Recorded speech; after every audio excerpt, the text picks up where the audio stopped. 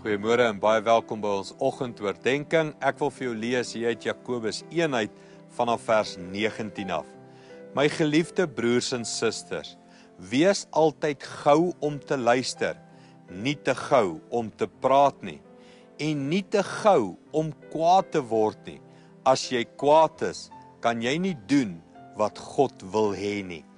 Hierdie is een van daai mooi versies wat Jakobus ons leer oor die lewe. Iets van moenie te veel praat nie. Jy het 2 ore gekry en 1 mond, so gebruik jou mond minder as jou ore, iets van dit. En dan ook om nie so gou kwaad te word nie.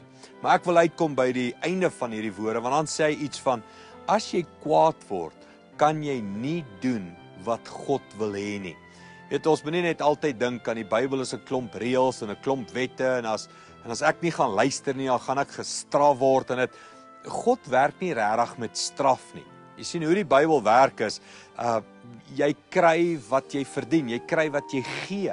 En hy sê as 'n mens kwaad word, dan breek dit die kontak met die hemel. Dan weet jy nie wat God se wil nie. Wanneer jou emosies hoër spoel as jou IQ, wanneer jy so kwaad word dat jy nie meer kan logies dink en redeneer nie, dan mis jy God se wil.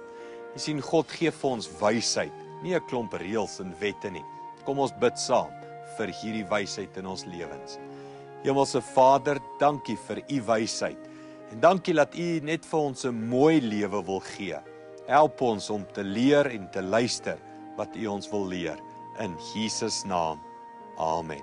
Goed gaan, sien jou weer môre.